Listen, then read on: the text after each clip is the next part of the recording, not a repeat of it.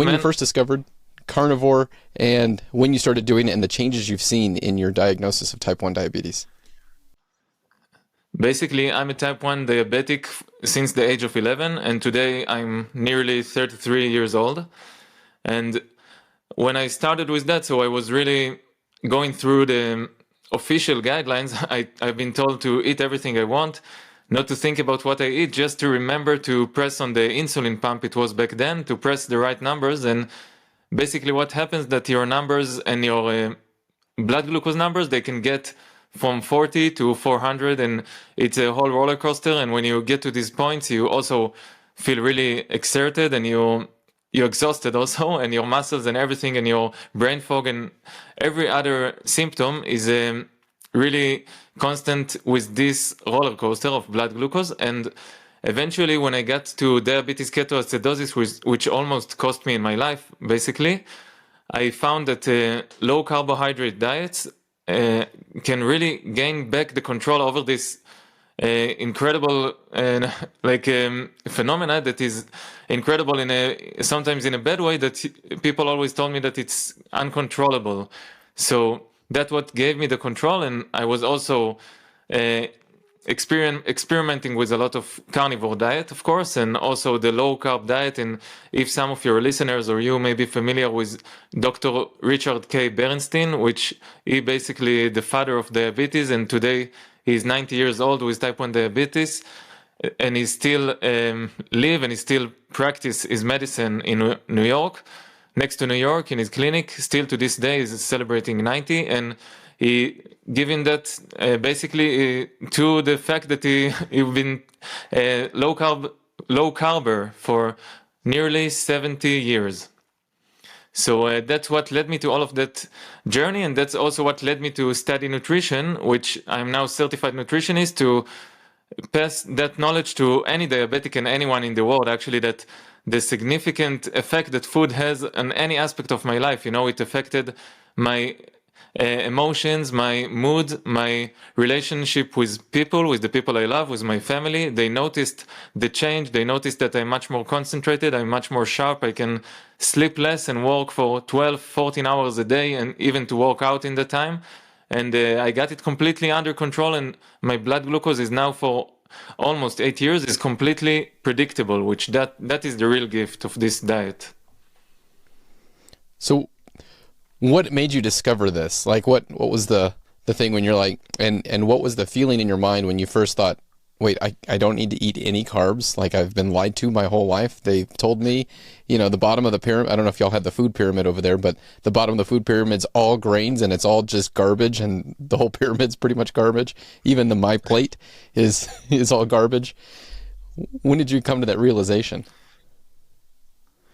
Yeah, absolutely. It's like, as everybody love to say today, you know, it's like I got into this rabbit hole basically, and since then it been truth all the time, one after the other, like one discovery after the other. But it all began when I was in the hospital with the diabetes ketoacidosis, which this is it's a quite common complication of diabetes, but it is not a joke. It's like you can really lose your life in that complication, which the ketones are produced in a significant high numbers. It's not the ketogenic diet. It has nothing to do with that. It's a completely different mechanism that it's already toxic because of the high level of ketones in your blood, and the body, in a desperate attempt, trying to give yourself fuel instead of the carbohydrates that get stuck outside of the cells because there's no insulin to get them in. Basically, that's the meaning of that. And then I dived into a lot of nutrition books, a lot of nutrition science, many articles, many new research that it blew my mind really that, you know, the research today is so ahead of really it's somewhere in the future, and the medical doctors and many of the medical practice is really far in the century ago, you can say. And that really blew my mind. And since then I got into the rabbit hole and I never got out. And really, it's all the time you get new discoveries, and the science is really amazing today. So I began with the famous Dr. Bernstein book, which in my eyes is like a legend in diabetes world, but basically in the low carb world. It's not only diabetes, you know, the things they talk about, it's true to everyone, all of your listeners, if they want to improve their lives, if they want to get more energy, more even strength in the muscle, everything. Low carb is really, it's true to everyone today, which we are in a world that is saturated with carbohydrates basically, and they're getting more and more processed. But I started with that, and then I dived into it, and I got to many sort of mentors of mine. They were like on Instagram or on YouTube, like probably you're familiar with them. It's Sean Baker. It was in the beginning of all of that 9 years ago, and since then I got to talk with him. He got to interview me, and I interviewed him. And some of these names just, they opened my mind. But when I started and experimenting, I never stopped. And it's a path that even though you have a lot of mentors and a lot of influencers and YouTubers and Instagrammers, you still have to walk alone in that path. I'm sure you know it. Yeah, it was Sean Baker was very influential when I started, along with Jordan Peterson. And so I was diagnosed with idiopathic hypersomnolence, and I stumbled across someone saying, "Oh, narcolepsy has helped with their low carb has helped with their narcolepsy." And then I stumbled across Jordan Peterson talking about his daughter having idiopathic hypersomnolence, which is even more rare than narcolepsy, and how it made her symptoms go away. And then I stumbled across Dr. Baker, Sean Baker, and just listening to him talk on Joe Rogan the first time was like, this is life-changing. How is medicine not taught any of this? How come we only have 1 hour of nutrition when we can change lives by getting rid of pain, getting rid of diabetes, getting rid of rheumatoid arthritis? I mean, just all these things can be cured if we eat the right thing. Yeah, 100%. And Dr. Sean Baker, he was on Joe Rogan, and it got really public, and everybody was talking about this big guy that also workouts, also build muscle, and also go really like carnivore and low carb. It was like really out there. But even before that, Dr. Berenstein was doing it since the 70s, basically, of the past century, and it's ancient wisdom. That's what really amazed me, that type 1 diabetes, the first documented case is actually in ancient Egypt 3,000 years ago, and there is speculation also that it goes back to the cave era, which we were in caves, and then it was like a death sentence. And when insulin invented, it gave you like the notion that you can do everything and eat everything, but it's only a plaster on the big picture, that it actually, each and every one of us, we need lower amounts of insulin. It doesn't matter if you inject it or not. And when I discovered basically the power of being educated about food and about carbohydrates and how it affects everything, my blood sugar, my mood, and everything, so I became really an expert. And then I saw that it's a way that you can also teach others, really, and that's what really led me to become clinical nutritionist. And you said that you study medicine and you go through only 1 hour maybe of nutrition, so I know that, and in my country it's the same, and I work today a lot with the US. I have patients also in Europe and many other places rather than Israel, and we work online. And when we see that basically it's everywhere, it's the same. The medical doctors, they treat the symptoms, they don't treat the root cause. We know it already, from the people we follow. And we know also that even I, as a nutritionist, I learned 3 years of nutrition and a lot of macronutrients, micronutrients, a lot of nutrients, and the biology is amazing. But still, when you get to the point that they have to tell you, okay, what you will tell your patient now, a patient will come to you with type 1 diabetes, with skin issues, with like Michaela Peterson, like you. So what will you tell these patients? So still it goes back to the normal narrative of just eat whole grains, try to eat a balanced diet, a balanced meal. It's all the same records go back over and over again. And of course it's false. Yeah, and I mean, even get ridiculed by my fellow physicians. Oh, well, yeah, I've seen people get better. I've seen people lose weight with, veganism. But it's not about losing weight. I mean, that is a byproduct of it. That is a symptom of being metabolically unhealthy, is being overweight. But you also have other symptoms like diabetes, another symptom like blood pressure problems, and type 2 diabetes, not type 1, obviously. These are symptoms of the underlying cause of being metabolically unhealthy. And if we can get to those root causes, then we don't have to give medications that go against the biology of the body. We can treat the root cause. Absolutely. And there is a lot in nutrition world, and nutrition science is full of biased here and there. Like each side will choose, and each side will show you I have this new study, I have this. Like it's becoming like.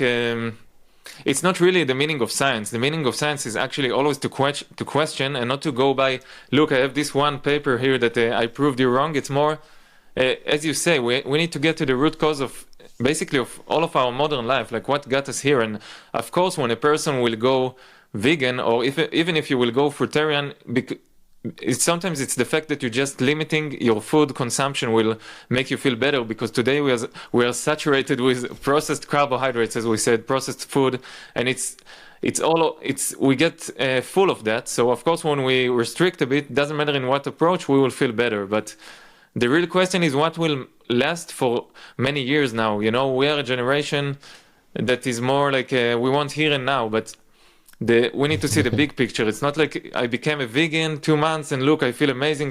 Like this movie, The Game Changers. It's not about that. It's more like we should look at the long term of each nutrition, and that's what's really interesting. And it gets even more interesting when you put the aspect of our evolution, each and every one of us. For example, my origins, my great ancestors, they were somewhere in Europe. You can assume that, as I know from my own family history.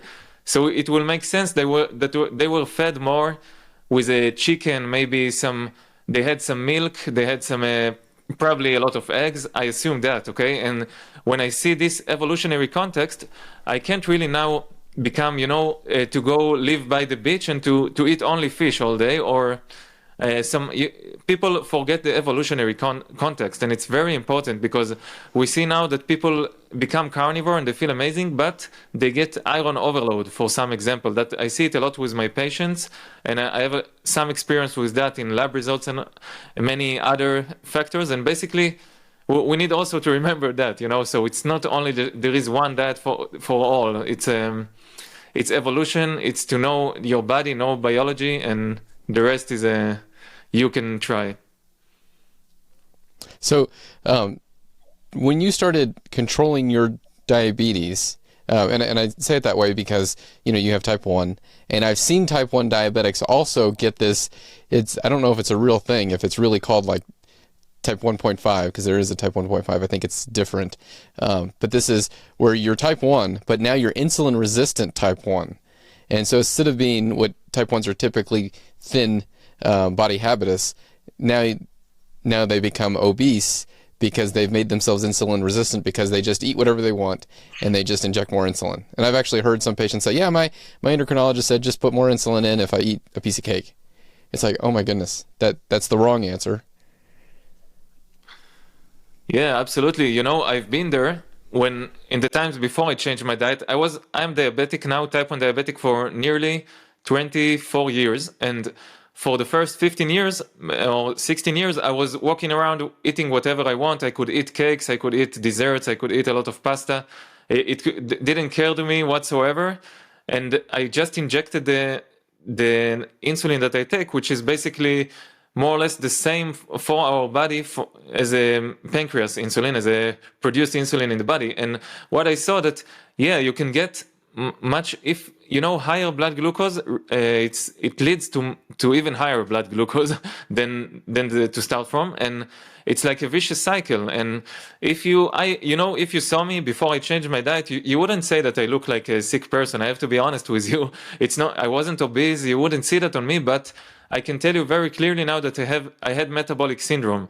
If I used let's say around 90 units of insulin a day, and today I use around 20, even less. So you can imagine what was the demand of insulin of my body and how insulin resistant I was. It's really easy to track that in type 1 diabetes. And we see it a lot today. I see it a lot with patients that's really tragic today. It's a human tragedy, basically, that you can have, as you said, double diabetes, they call it today. You can be type 1 and gain more and more weight because of the insulin that you inject. And for like anybody else, like the modern world, sickness, you can get also sick from the food you eat. And it's even harder with type 1 to track exactly and to inject correctly, because you need to be really a rocket scientist in order to do that. So it's even easier to get to be double diabetic when you are type 1 because it's a slippery slope. And I see it a lot today. And it's, of course, it's a result of the modern world we live in. But if we go back a bit, it's kind of crazy. I think the Mother Nature is probably laughing somewhere about that actually autoimmune disease shouldn't even occur in the first place. You know, it's when you walk against nature and you get far from nature, so you get autoimmune diseases. Some people will call it the body attacks itself. Some people call it in other ways. Some people will say it's a whole family of diseases that science doesn't know why they come from, doesn't matter. But basically you get that when you get far from nature. It's either when you give synthetic breast milk to a baby, you can have lack of vitamin D. You can people that today in modern world we sit around the computer all day.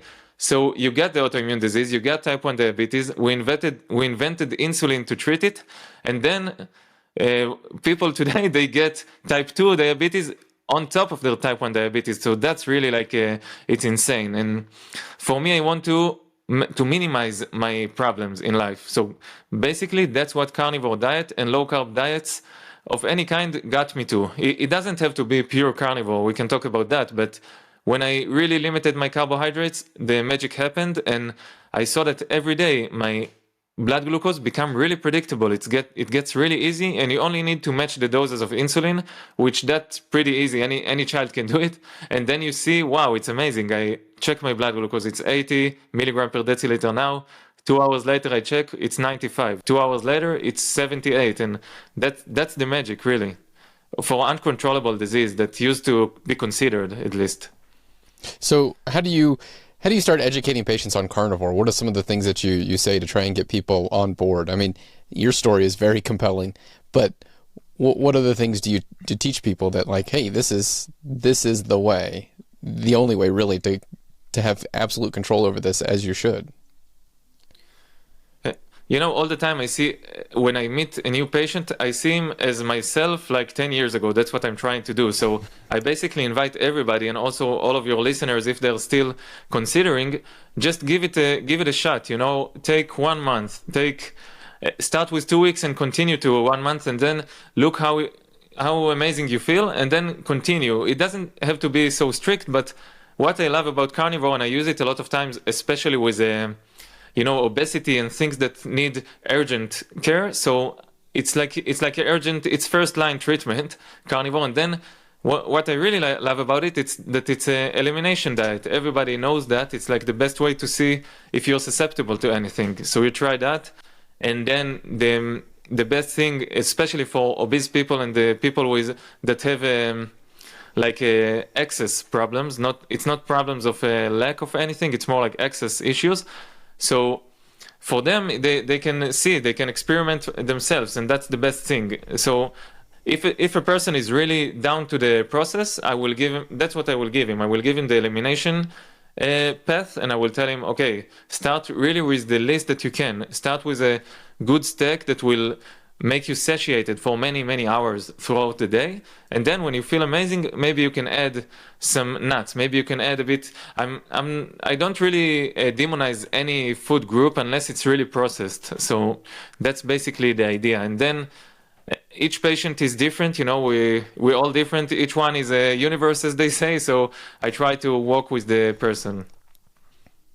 Yeah, I think that's a great approach. I've kind of started a stepwise approach that, first, if all you can do is get rid of the seed oils, the processed oils, and all the processed food, if that's all you can do, then do that, and you'll see improvement. It won't be as profound as if you jump into like beef only carnivore, but you'll start to have some improvements in your metabolic disease, in your pain, in all these different issues.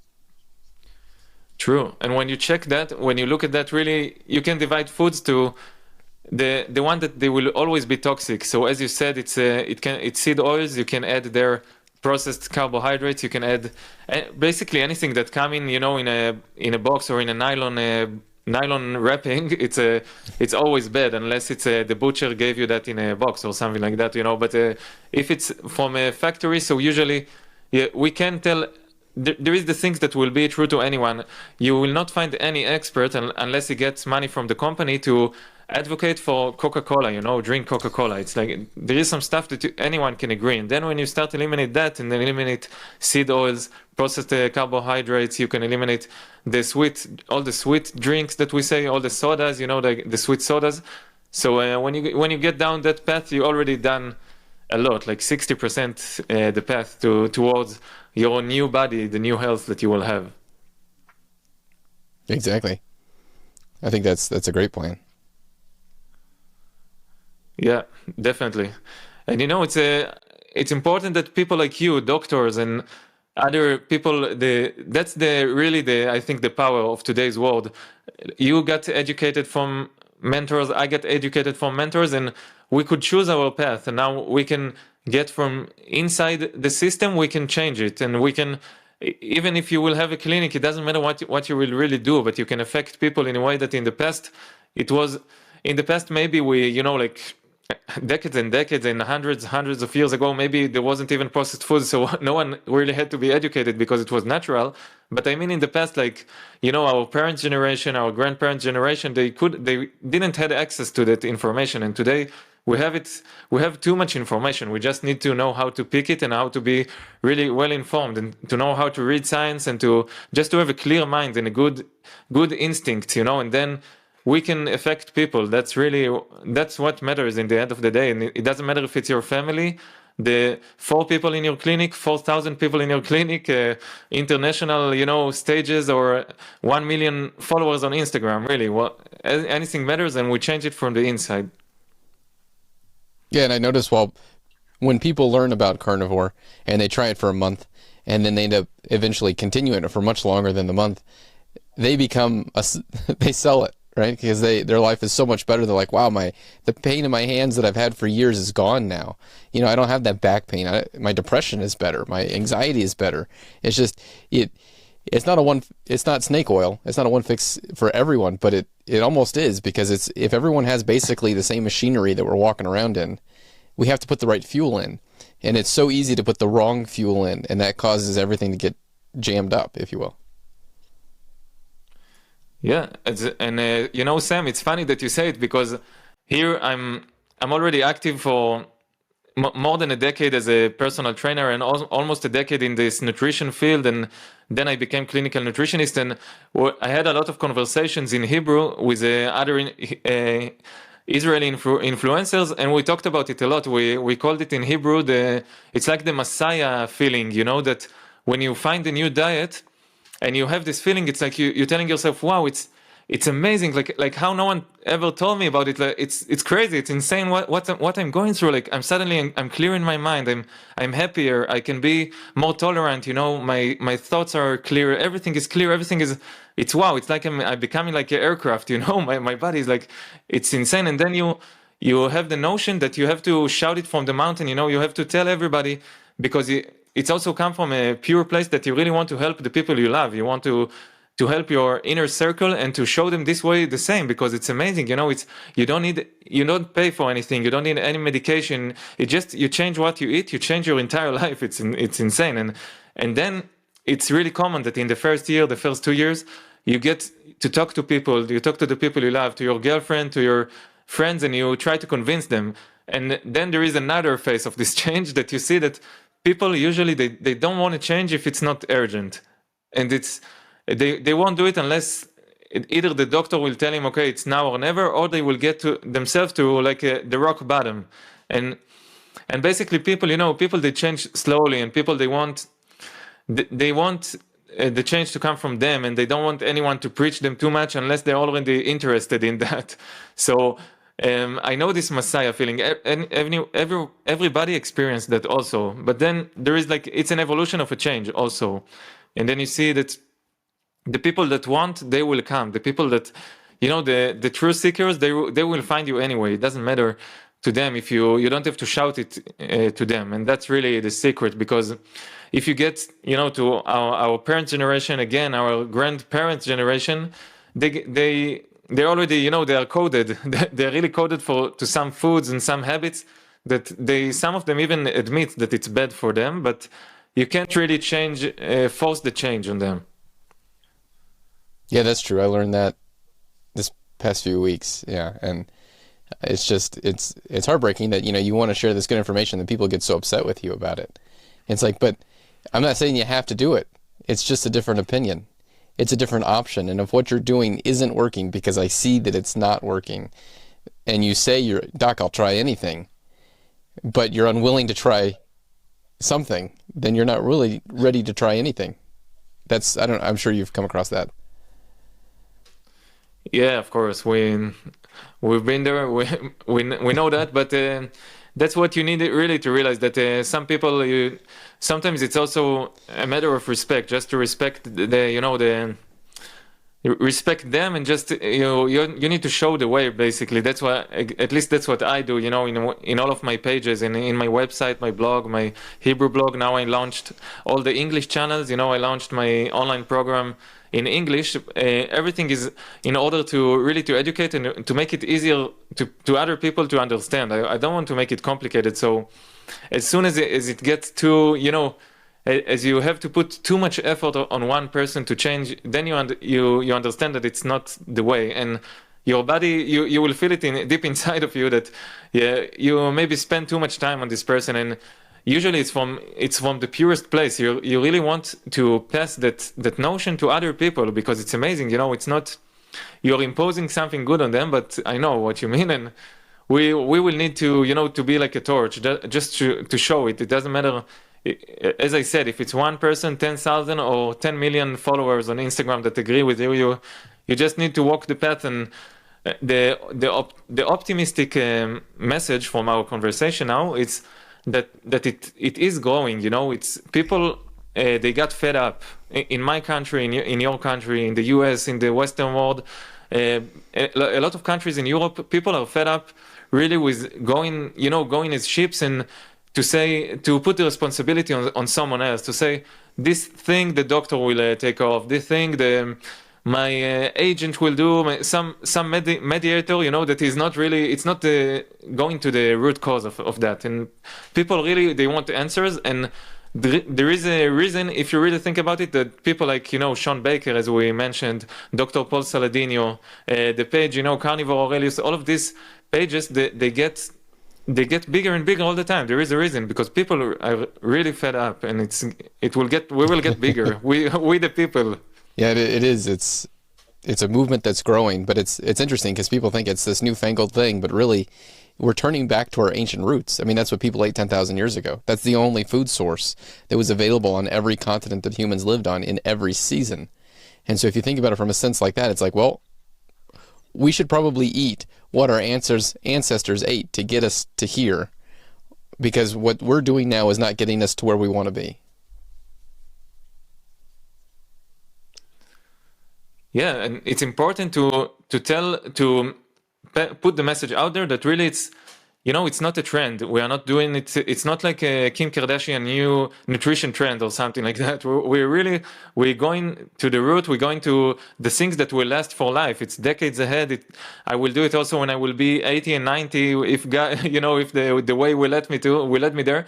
But that's what it is. It's not like a lose weight kind of diet, 1 month, do it, and before the wedding or before summer or anything like that. It's nothing like that. And I remember that when I started my journey and I was just starting low carb, it was before carnivore. I was just experimenting with reducing my carbs and eating a normal low carb meals like chicken, and I just was experimenting for the first year probably with myself with low carb diet. And I had a girlfriend back then, and I was hosted at the house, and my mother, she asked me, she said, wow, it's an amazing diet, but what is your deadline? Like, when do you stop? It's what is the plan? It's like it's 1 week or 1 month. Tell me what's usually the protocol here. So it looked amazing for her, but she couldn't imagine herself that it's a lifestyle. And for me, it was weird, this question. I said like, no, I chose it. Like, that's what I'm doing now. It was like a funny conversation, but I think many people, they look at the diets like that, and they have to put it in boxes. There is, as you said, there is like the vegans, there is the carnivores, there is the low carbers, and you have fruitarians, and it's all like it's like a tribes. We're one against each other. But I think you, me, and our people that we're going to the root cause, we don't need to put it out there as a trend. Really, that's we're going back to the roots. Exactly. That's Yeah, all. and curing disease, because when you look at it from this perspective, disease that we see like hypertension, like metabolic disease, those are symptoms of metabolic unhealth. Yeah, everything is a symptom. It's people experiencing a lot of things, and most of them are not aware of. So one person gets a leg pain someday, or a pain in the knee, and it happens to a lot of maybe elderly people, or again the older generation, but also to many people in their 30s even. And people, they don't really think what really, it sounds a bit like a hippie and all, but it's really, it is like your body is trying to tell you something. And it can be a pain in the knee, it can be usually it's some inflammation in the body, some local inflammation, and the inflammation can get to be systemic inflammation, and then more diseases will arise. But people really, they don't think about it, and we want to cure diseases but also prevent them, because like any machine, like any good machine, and the body is the best machine in nature, our human body basically, it's the most sophisticated one.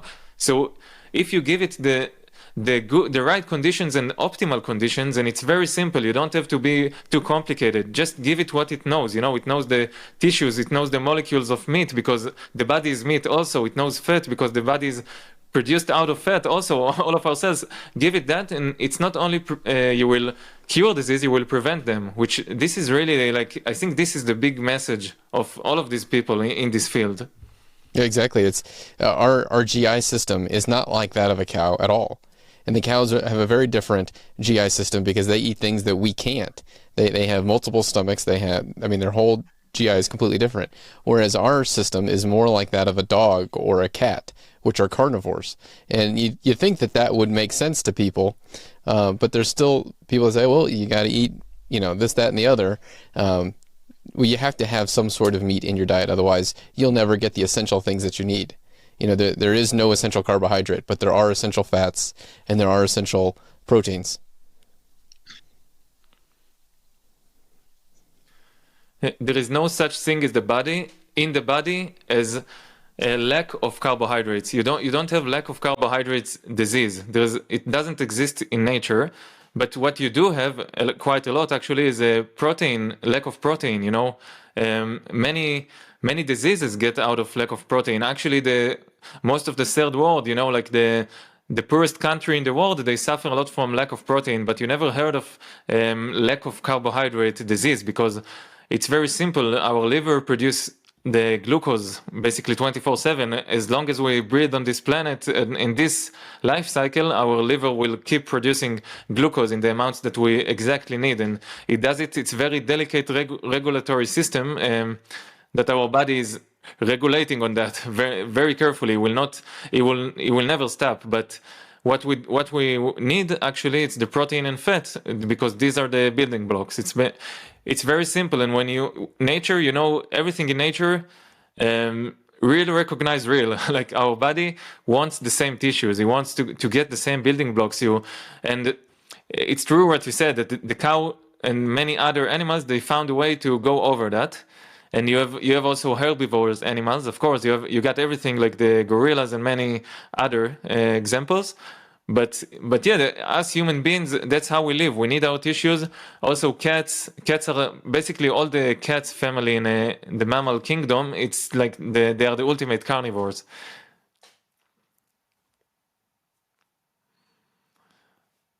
And also, I remember that also my cat, it's funny. My cat is now 14, and 8 years ago I introduced him also to low carb diet, just because I read about it exactly in the same point, in the same point in my life that I started to do my change. I started to think, wait, why do I give my cat this garbage from the supermarket? Really, it's cheap. It has nothing in it. It has a lot of seed oils and maybe some potatoes leftovers. So I was starting to read about it too, and then you have the Pottinger's experiment, which was amazing. Pottinger he was a student basically of Dr. Weston A. Price, which his findings, they were like, wow, it's also mind-blowing. But Pottinger really put all the effort into cats, and he saw that in the third generation of a cat that being fed raw meat, it's like a miracle. It's epigenetics. He changed his own genetics, his own diseases that he had to be born with, that he was already coded because of the past generations that got really a shitty diet, basically. So he could even fix that, even fixed his DNA. So that was amazing. And when I tried it on my cat, it's only, you can say that it's an anecdote, but my cat got much, he ate less meals, basically. He became more concentrated. You saw that he's more like, he's not running around, he's much more calm. And you could see that his fur, it became much more soft, which it's a sign, it's a good sign for health in You animals. mentioned Weston Price. I seen a movie that was about him. Tell us a little about him, because he's amazing. Like the videos that he took in foreign countries, it's mind blowing to see the facial features and structures of these people that he went to go visit. Yeah, his story is amazing. It's what I today everybody love to quote him, and it's becoming like it's also becoming like a bit popular to quote him, but there is a reason for that. Many people, they called him the Isaac Newton of nutrition, and basically what he was doing, he was a dentist in Canada in the before 1900. It was like 140 years ago, probably, was active, and then he was starting to see that his patients, it's the same as happened to many heart surgeon and many other professions, that he was thinking, wait, I treat my patients all the time. I treat them, I fix their teeth. Sometimes I get a root canal. I do a lot of stuff. But why does it happen? Like he was asking himself, and he understood that there is some places in the world that they don't have dentists, they don't treat their teeth whatsoever. They don't clean it in any way, but they're clean of diseases, their teeth last until the last day of their lives, and they age perfectly. So basically he started doing that. He became like a food researcher, or you can say like the father of nutrition. And he took his wife and they went to like the most distant tribes in the world. He was in I don't exactly remember their name, but it's an ancient tribe in the Swiss Alps. They were living in a valley for thousands and thousands of years. They basically lived by the milk products that they produce, and they were walking a lot in the sun. And it was famous that they all get to really great longevity, and they get to like 100, and they're all healthy, and they don't have doctors, they don't have any clinicians. So he went there. He went to the Australia, to the tribes there. He went to the Indian tribes in the US, in Canada. Basically, what he found, that these people, they have something in common. You can see in every society like that in the world, that they are a distant society, they are a tribe, and they live exactly the way they used to live more than 10,000 years ago. Even it goes back before agricultural revolution. So he found some amazing things, and everything is documented. So that's why people have to quote him, because actually he had a diary that he was anything. He took pictures of one tribe that there were two sisters. The one sister, she moved to the city in the same country, and she got introduced to the industrial new modern life, which basically is equivalent to the one that was back then in Canada or in the US. And the other sister, she remained in the village with the same traditions. She was eating a lot of organs in this place. They were eating animals. Everything was locally grown. Not even the land wasn't even processed. It's like, it's as clean as you can get. Nothing is processed in this land, at least when he was doing it, which it goes back 120 years ago. And that's what he discovered, that one sister remained completely healthy. He was seeing that basically the teeth structure is perfectly built with they don't have any bracelets, nothing. They just, it goes like that, like as nature intended. Nature wanted us to have a wide jaw, so we can process the food as good as we can. We need to know how to bite, that the teeth will be parallel.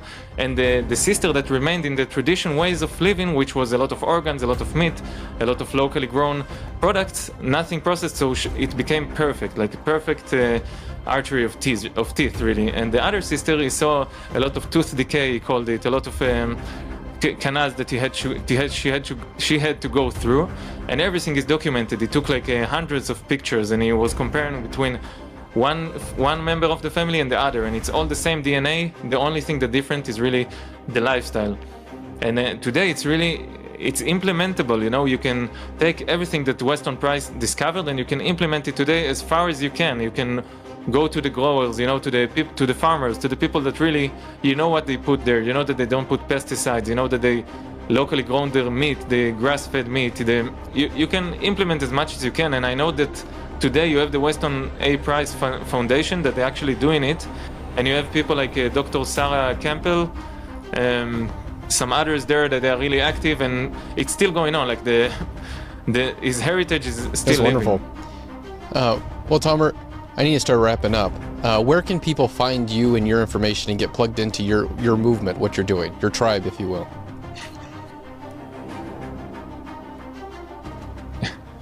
My tribe is, for many years now, it's in my country, in Israel, but now we became international. I opened all my programs, all my online programs, they are available now in English. You can find it in my website. It's tomerpappe.com. It's Pappe, it's Pappe.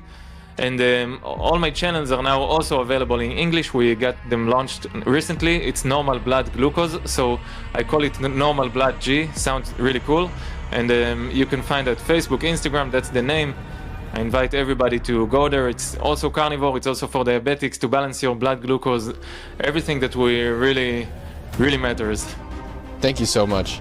This has been great. I love hearing from carnivores who have just changed their life and then use that to change other people's lives. Yeah, that's important, Sam. We should keep on doing it.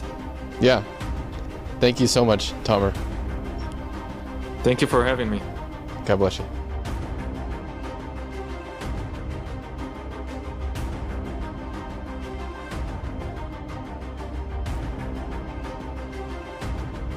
Just a reminder for everyone out there, duty uniform of the day, the full armor of God. Let's all make courage more contagious than fear.